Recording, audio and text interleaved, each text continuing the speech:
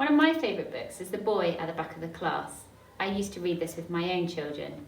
It's about a boy who's 9 years old, who's a refugee called Amit. Amit comes from a place called Syria, and he becomes separated from his family. He comes to England and joins a new school. He is silent. He doesn't join in with anything, hence why he's called the boy at the back of the class. With the help of his teacher, Amit begins to learn English, and he gradually adjusts to his new environment. He begins to build friendships with 4 children in his class. They show him kindness. The story then becomes really exciting as they come together as a team to help reunite Amit with his family.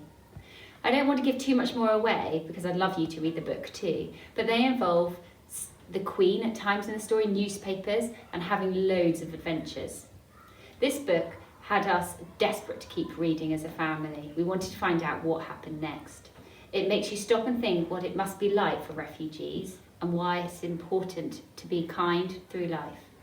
The main theme of this book is told with heart and humour, highlighting the importance of friendship and kindness in a world that just doesn't always make sense. I hope you enjoy reading the book too. I would like to recommend the book The Boy, the Mole, the Fox and the Horse by Charlie Maxie. This is a great book about 4 friends that together they discover some really important life lessons. The illustrations are beautiful and they really bring the book alive.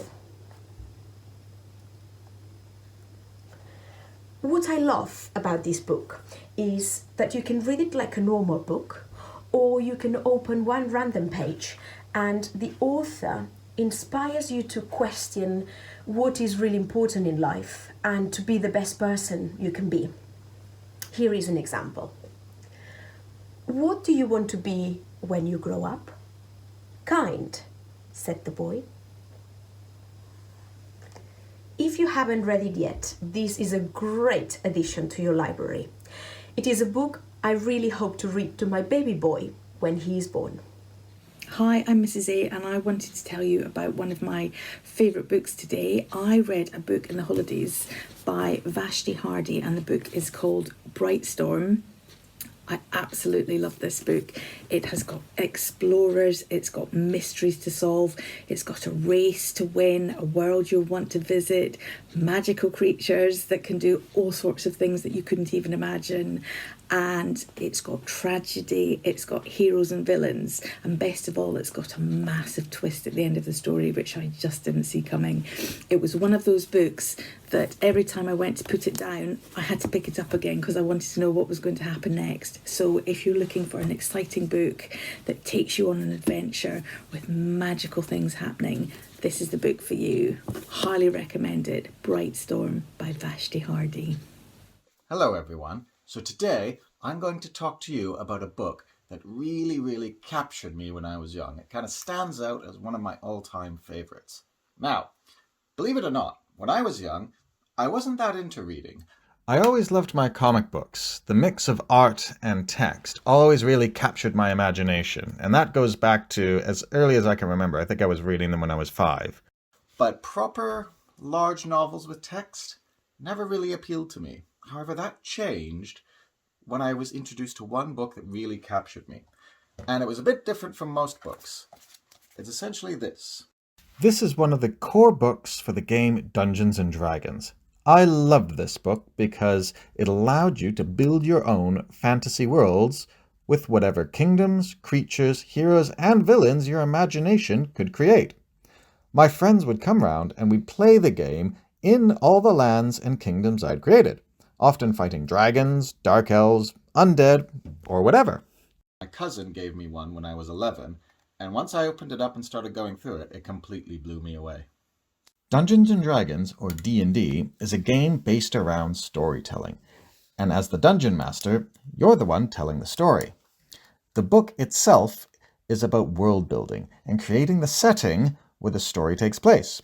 For me, that's the really exciting bit, as you get to make up the creatures, kingdoms, civilizations, magic, technology, and all the other bits needed to create a really good story. Once I finished this book, I really wanted to learn more, and so I started exploring all the other books in the game. One of my favorites was this one, the Monster Manual, which had a summary of all the different monsters and creatures that you could include in your story. On this page is one of my favorite monsters, the Mind Flayer, an evil civilization of telepathic creatures from another timeline. Hopefully some of you have noticed a connection between this creature and my World Book Day costume. This is another creature from the Monster Manual, a roper, which is designed to look like a rock until one of your characters walks near it and then it comes alive and tries to eat them.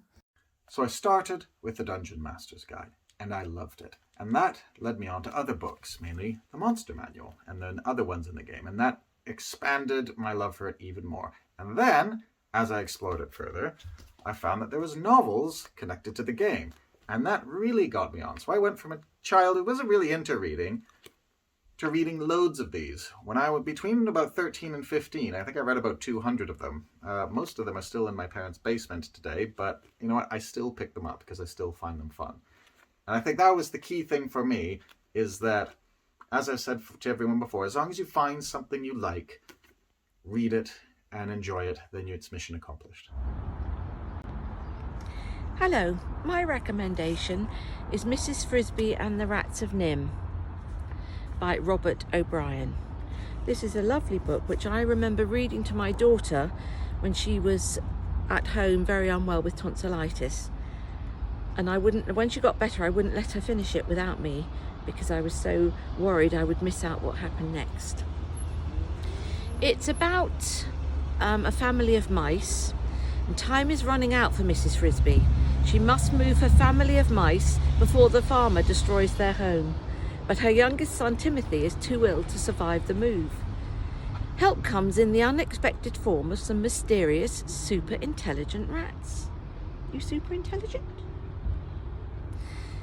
But the rats are in danger too, and little by little, Mrs. Frisbie learns the secret of their extraordinary past. And it's a book about how it helps. If you work together, you can achieve much more, really.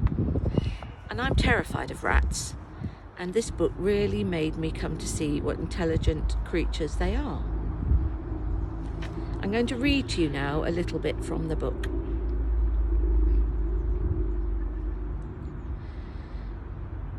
The owl paused, turned away from her, and looked again at the entrance to his hollows. The patch of light it admitted was growing steadily dimmer. And now, if you'll excuse me, the night is falling, and I have no more time to spare. I regret I cannot give you a more satisfying solution to your problem. Good evening, Mrs. He paused. I don't believe you told me your name. Mrs. Frisbie. The poor mouse spoke with a sob in her throat, for the owl had said exactly what she feared he would say. She had no real hope for Timothy. The owl had said, in effect, either Timothy alone must die, or they must all die together. Even if moving days should be extraordinarily warm, the nights were sure to be frosty, and that would be the end of him. Still, one must be polite, and she added sadly, I thank you, sir, for listening to me. But at the mention of her name, an extraordinary change had come over the owl. He turned back to face her again, and stared at her most intently. Indeed, he gave an agitated flutter of his wings, and half flew, half hopped closer to her, bending forward with his great sharp beak, only a few inches from her face. Mrs. Frisbie shrank back in fear. What had she done wrong? Did you say Mrs. Frisbie? Yes, you asked me my name. Related to Jonathan Frisbie? Yes, he was my husband. He died last summer. He was Timothy's father. But how did you know about him? That's not important, said the owl, drawing back a little and looking at her in a new way, almost as if with deference. I will say this. His name was not unknown in these woods, and if you are his widow, that puts matters in a very different light. Something in the way he said this caused Mrs. Frisbie's hope to lift a little. Stop it. What do you mean? He asked. I mean, madam, that there is a way that your son's life might just possibly be saved. I didn't mention it to you because I saw no way you could conceivably do it, and I didn't want to arouse false hope. But if you are Jonathan Frisbie's widow, then perhaps it can be done. I don't understand at all, said Mrs. Frisbie. What is this thing? It's not a thing I can do myself. You must go to the rats. To the rats? But I don't know any rats. They have nothing to do with me. I don't doubt that. They have little to do with anyone except themselves, but will have less as time goes on. Nonetheless, I think they will help you, and if they will, they can. So this is at that point that she gets to find the rats, and their adventures together begin. So I would thoroughly recommend that book. It's brilliant. Do you think, Ratty? My book is called Boy 87. It's a book about a boy called Schiff who has to leave his family and his friends under dangerous and difficult circumstances, and he embarks on a long journey. And the book follows that from a really exciting start that leaves the chapter on a bit of a cliffhanger all the way through to the end, where we return to the start of the story. It's clever, but more than the interest and excitement in terms of adventure, it's a well-written book, and actually it's incredibly thought-provoking, particularly at a time that we're living in now where so many people are displaced from their homes. So I enjoyed it from the point of view of reading it as a well-written book, but actually I found it an education at the same time, and I would highly recommend it. Hello and welcome to Mrs. Lyne's review of her all-time favourite childhood book. As a child, I loved having fairy tales read to me, and when I was old enough to read them to myself. My all-time favourite did not have witches, giants, trolls or ogres in them. Mine had elves and shoemakers. The elves were kind and hard-working and secretly did kind deeds to the elderly shoemakers who were very, very poor. Now, as a child, I wrote notes to elves. I would leave them out at night, and in the morning the chores that I would normally have to do I'd find had been done for me, such as laying the breakfast table or doing some tidying up and putting away. So the magic of the fairy tale really lived with me, and it's a book that I have read to my own children over and over. You can tell from the binding that it is a much loved and very well read book. It's lots of fun, and with all fairy tales ends happily ever after. Okay, so the book that I've chosen to talk to you about is Harry Potter and the Goblet of Fire. My children are all grown up now, and I thought, well, I'll ask them which book do they remember me reading to them most. They all came back with the same answer. It was this book. We had a summer holiday down in Cornwall, and I read it to them each evening. So let me tell you a bit about the book. It's the start of the summer holidays, and soon Harry will start his 4th year back at Hogwarts, and he's counting down the days. There are new spells to be learnt, more Quidditch to be played, and more of Hogwarts Castle to be explored. But Harry needs to be careful. There are unexpected dangers lurking. Now, I and my kids absolutely love the Harry Potter books, and out of the 7, I have to say, I think the Goblet of Fire is the best one. It is my favourite, and this is mostly down to the creatures and the other wizarding students that we meet in the novel. So, as a lover of Hogwarts, it's interesting to know what other wizarding schools are like in the world of Harry Potter, and to explore further the endless list of creatures. I can't find a boring or uninteresting moment in the Goblet of Fire, and I don't get fed up if I have to reread it. It's so easy to lose yourself in Harry Potter with the events and all the characters. In this book, Hermione comes through as not just being smart, but showing passion and determination. There's much more emotion and feelings to her personality in this book. She's not just Harry's clever friend. We also meet a new character, Cedric Diggory. He's in the House of Hufflepuff, and it allows us to see into the House of Hufflepuff with more depth. And I like how we can see the fairness that Cedric strives to uphold throughout the novel, showing us the value of Hufflepuffs. Anyone who hasn't read the first 3 books up to the point of the Goblet of Fire needs to rethink that decision, as this book is where it all changes, and it's then impossible to not continue reading the rest of the books. Hi everyone, this is my favourite book, Private Peaceful by Michael Mcleod.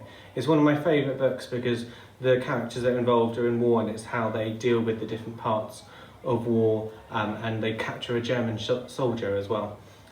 He's done lots of other books as well that are about war and not about war.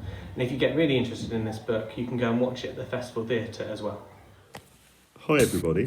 So my favourite book is a book for younger children, and it's this one. It's called Harry Mcleod, Scattercat, by an author called Lindley Wood. Now, why do I like this book so much? I don't remember it when I was a child, but I read it many, many times to my 2 children, and that was quite a long time ago now. So Harry Mcleod is a dog. He's a really naughty dog, actually, and he goes around bothering cats. Now, these cats in this book have wonderful names, like Mushroom McGee, Butterball Brown, Grey-Whack Jones. Let me read you a little bit about one of these cats. So Butterball Brown was washing a paw, but along came Harry Mcleod and bustled him under a rickety door.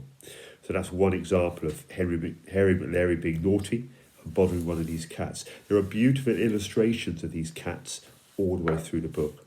In the end, Harry Mcleod, this naughty dog, gets his comeuppance because he bothers the wrong cat, a tough cat called Scarface Claw. But you'll have to read it to see what happens.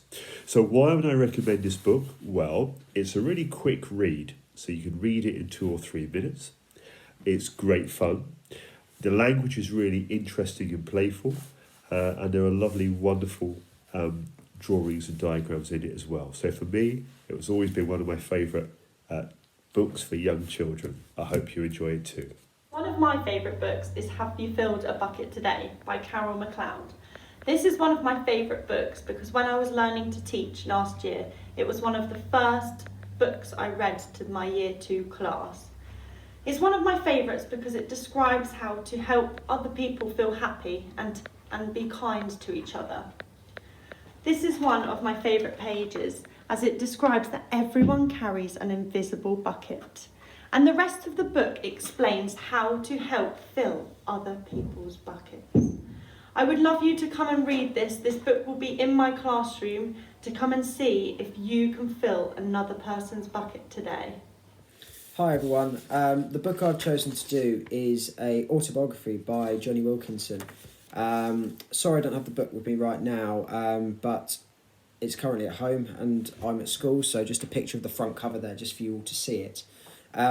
What I loved about this book was the brutal honesty and a real account of himself through his career.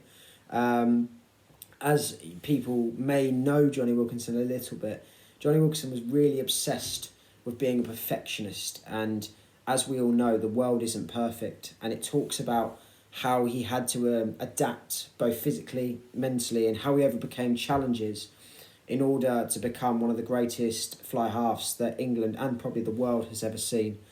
It's a really great read for anyone that looks at an athlete and wants to know what it takes to be the very best. The sacrifices he made on the training pitch, the sacrifices he made physically on the pitch, off the pitch, the sacrifices that he made psychologically in terms of family time and being away from home for a long time. It also talks about how when he was going up through the stages of the England rugby setup, how he had to adapt his own game in order to suit the England coach.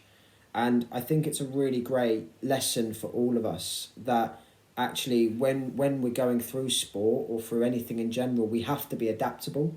And I think the book gives a really great reflection of how young people and older people can almost roll with the punches. So I thoroughly recommend it. It's one that once you get into it is a really great read. So hope you enjoy it.